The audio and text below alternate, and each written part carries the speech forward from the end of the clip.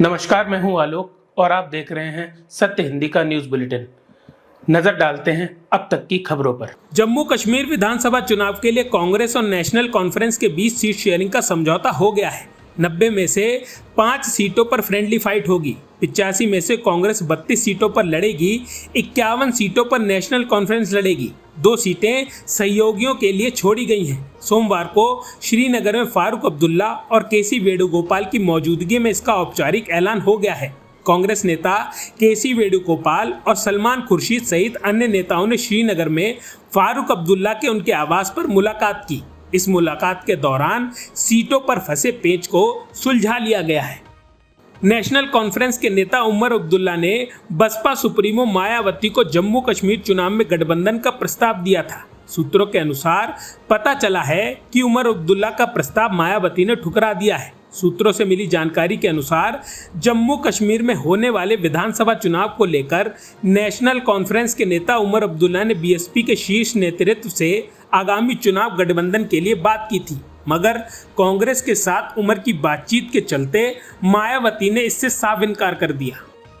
Baspa supremo Mayawati ने पहली बार उपचुनाव लड़ने का ऐलान किया और इसको लेकर पूरी प्लानिंग से काम चल रहा है। बसपा में कुछ फेरबदल भी किए गए हैं ताकि पूरी जीत का समीकरण बैठाया जा सके। बसपा ने अपने बड़े पदाधिकारी मुनकात अली को मेरठ मंडल प्रभार से हटा दिया है और कुछ नए सिपाहियों को जिम्मेदारी दी है। इससे साफ हो जाता है कि बदलाव कर यूपी उपचुनाव में बसपा पूरे दमखम और नई टीम के साथ मैदान में उतरने जा रही है। बता दें कि मोहित जाटव और जगरूप जाटव को मेरठ जिला प्रभारी बनाया गया है। जम्मू कश्मीर विधानसभा चुनाव के लिए बीजेपी ने 15 उम्मीदवारों की पहली लिस्ट जारी की। अब बीजेपी की तरफ से दूसरी लिस्ट जारी की गई है। बीजेपी ने कोकरनाग सीट से चौधरी रोशन हुसैन गुज्जर को टिकट दिया है। दूसरी लिस्ट में सिर्फ एक ही उम्मीदवार को टिकट दिया गया है। जिस सीट से प्रत्याशी उतारा गया है वो अनुसूचित जनजाति के लिए रिजर्व है।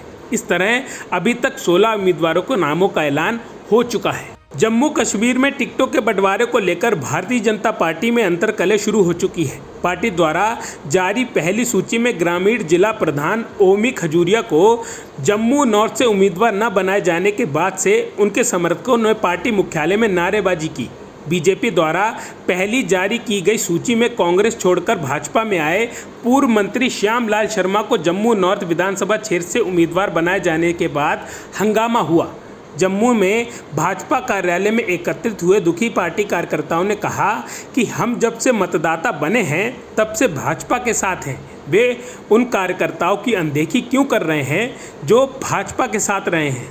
किसान आंदोलन को लेकर बीजेपी सांसद कंगना रनौत के बयान पर कांग्रेस नेता कुंवर दानिश अली ने प्रतिक्रिया देते हुए कहा कि बीजेपी को कंगना रनौत के खिलाफ एक्शन लेते हुए पार्टी से बाहर निकाल देना चाहिए। कांग्रेस नेता कुंवर दानिश अली ने कहा, अगर बीजेपी उनके बयान से सहमत नहीं है, जिस तरह का आरोप कंगना रनौत ने देश के किसानों पर लगाया है, तो बीजेपी को न सिर्फ माफ़ी मांगनी चाहिए बल्कि अगर बीजेपी नेतृत्व में थोड़ी सी भी शर्म बची है तो उन्हें पार्टी से निकाल देना चाहिए। किसान आंदोलन पर कंगना रनौत का बयान पर बीजेपी ने असहमति जताई है। बीजेपी ने एक बयान जारी करते हुए कंगना को नसीहत दी है कि भविष्य में वो इस तरह का कोई बयान ना दें। बीजेपी केंद्रीय मीडिया विभाग ने सोमवार को एक प्रेस रिलीज जारी की जिसमें कहा गया, भाजपा सांसद कंगना रनौत द्वारा किसान आंदोलन के प्रतिपेक्ष में दिया गया बयान पार्टी का मत नहीं है। भारतीय जनता पार्टी भी कंगना रनौत के बयान से असहमति व्यक्त करती है। पार्टी की ओर से पार्टी के नीतिगत विषयों पर बोलने के लिए कंगना रनौत को न तो अनुमति है और न ही बयान देने के लिए अधिकृत है। बांग्लादेश के मुद्दे पर उत्तर प्रदेश के मुख्यमंत्री योगी आदित्यनाथ आक्रामक नजर आ रहे हैं। आगरा में वीर दुर्गादास राठौर की प्रतिमा का अनावरण करते हुए सीएम योगी ने कहा, राष्ट्र सर्वोपरि है, राष्ट्र से बढ़कर कुछ नहीं हो सकता, लेकिन यह तभी संभव होगा जब हम सब एक साथ रहेंगे, हम बटेंगे तो कटेंगे। मुख्यमंत्री ने कहा कि बांग्लादेश में देख रहे हो ना क्या हो रहा है, ऐसी गलती यहाँ नहीं होनी चाहिए। एक रहेंगे तो सुरक्षित रहेंगे। मुख्यमंत्री योगी आदित्यनाथ ने कहा कि हम भारत माता के इस महान सपूत की प्रतिमा का लोकार्पण एक कार्यक्रम के ऐसे समय पर कर रहे हैं जब काकोरी ट्रेन एक्शन की शताब्दी के कार्यक्रम चल रहे हैं। बांग्लादेश के मुद्दे पर सीएम योगी आदित्यनाथ के बयान पर एआईएमआईएम चीफ असदुद्दीन ओवैसी ने पलटवार किया है। उन्होंने सोमवार को हैदराबाद में कहा कि उन्हें कुर्सी जाने का डर है, इसलिए वे ऐसी बात कह रहे हैं। उनको डर सता रहा है कि बीजेपी उनको सीएम पद से हटा देगी, इसलिए वे बीजेपी का पैगाम दे रहे हैं कि वे बटेंगे तो कटेंगे। यूपी के मुख्यमंत्री योगी आदित्यनाथ के बटेंगे तो कटेंगे वाले बयान पर समाजवादी पार्टी अध्यक्ष अखिलेश यादव ने कड़ी प्रतिक्रिया दी है। अखिलेश ने सीएम योगी के बयान वाला video social media platform x पर पोस्ट किया। वीडियो के साथ अपनी पोस्ट में उन्होंने लिखा कि जिम्मेदार लोगों का काम भय से बचाना होता है, भय फैलाना नहीं। अगर ये किसी के व्यक्तिगत विचार हैं तो गलत है, और अगर उनके दल के हैं तो और भी ज्यादा गलत है। भाजपा राज में बने भय से इस वातावरण में क्या डबल इंजन दुबक कर जहां बैठा है। अखिलेश ने आगे लिखा कि यह बयान निंदनीय है। तृणमूल नेता डेरेक ओब्रायन ने वित्त मंत्री निर्मला सीतारमण के आगामी जीएसटी परिषद की बैठक के दौरान स्वास्थ्य और जीवन बीमा प्रीमियम पर 18% जीएसटी वापस लेने का आग्रह किया है। उन्होंने 24 अगस्त को लिखे पत्र में जीएसटी परिषद की 54वीं बैठक में इस पर तत्काल समीक्षा करने का भी कहा है। बीजेपी नेता अशोक चौहान ने कहा है कि महाराष्ट्र के मुख्यमंत्री एकनाथ शिंदे की अगुवाई में आगामी चुनाव और बदलापुर की घटना बहुत ही गंभीर है। चौहान ने शिंदे के नेतृत्व पर सवाल उठाते हुए कहा कि इस घटना ने राज्य की सुरक्षा व्यवस्था और प्रशासन की स्थिति को उजागर किया है। उन्होंने आरोप लगाया कि शिंदे के नेतृत्व में राज्य में कानून व्यवस्था की स्थिति बिगड़ी है और इससे नागरिकों की सुरक्षा प्रभावित हो रही है। चौहान ने राज्य सरकार से मांग की है कि स्थिति की गंभीरता को समझें और जल्द से जल्द ठोस कदम उठाएं। शिवसेना उद्धव ठाकरे के गुट से सांसद संजय राउत ने एक बार फिर मोदी सरकार पर हमला बोला है। इस बार उन्होंने महिला सुरक्षा को लेकर केंद्र की मोदी सरकार पर कई सवाल उठाए हैं। संजय राउत ने पीएम मोदी की तरफ से महिलाओं की सुरक्षा को लेकर किए जा रहे दावों का जिक्र करते हुए कहा कि एक तरफ पीएम मोदी महिलाओं को लखपति दीदी बनाने का वादा करते हैं तो वहीं दूसरी तरफ महाराष्ट्र में उनकी सरकार महिलाओं को 1500 रुपये दे रही है। क्या 1500 रुपये से लखपति बनेंगी? असम के मुख्यमंत्री और बीजेपी के झारखंड प्रभारी हेमंत बिस्वा शर्मा ने चंपई सोरेन के पार्टी में आने की अटकलों को लेकर बड़ा बयान दिया है। उन्होंने कहा कि मैं खुद चाहता हूं कि चंपई सोरेन बीजेपी में आए और ताकत दें। मेरी बात कभी कभी काल पर होती है, लेकिन मैं राजनीतिक बात नहीं करता हूं।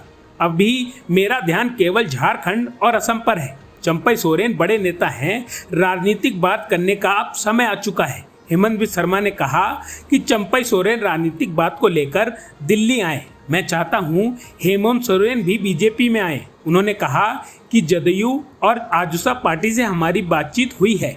एलजेपी से बात करने का काम केंद्रीय नेतृत्व का है।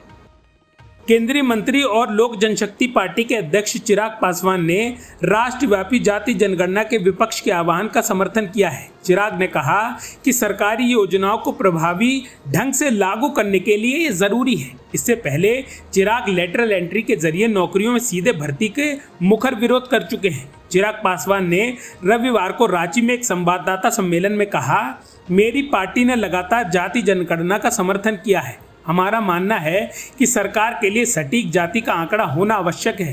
राज्य और केंद्र दोनों स्तरों पर कई योजनाएं जातिगत विचारों को ध्यान में रखकर तैयार की गई हैं, जिनका लक्ष्य इन समूहों को मुख्य धारा में एकीकृत करना है। यूक्रेन पर रूस ने फिर से हमला किया है। सोमवार को यूक्रेन के राष्ट्रपति जेलेंस्की ने बड़ा दावा किया है। उन्होंने कहा कि रूस की ओर से यूक्रेन पर लगातार 100 मिसाइल दागे गए हैं। CNN की रिपोर्ट के अनुसार यूक्रेनियन अधिकारियों ने बताया कि रूस ने सोमवार रात को यूक्रेन में बिजली ग्रिडों को निशाना बनाकर बड़े पैमाने पर मिसाइल और ड्रोन हमला किया है, जिससे कम से कम 4 लोगों की मौत हो गई है और शहरों में बिजली आपूर्ति बाधित हो गई है। गुजरात में एक बार फिर बारिश का कहर बरप रहा है। मौसम विभाग ने अगले 2 दिन में भारी बारिश की भविष्यवाणी की है। पहले 2 दिनों से ही हो रही भारी बारिश के कारण गुजरात के कई इलाकों में बाढ़ आ गई है, जिससे सैकड़ों लोगों को सुरक्षित स्थानों पर जाना पड़ा है। नवसारी में भयंकर बाढ़ आने के कारण आईएमडी ने 26 अगस्त के लिए रेड अलर्ट जारी किया है। गुजरात के मुख्यमंत्री भूपेंद्र पटेल ने अधिकारियों को निचले इलाकों से लोगों को निकालकर सुरक्षित स्थानों पर पहुंचाने का निर्देश दिया है। अब तक की खबरों में बस इतना ही। आगे की खबरों के लिए बने रहिए सत्यहिंदी.com पर।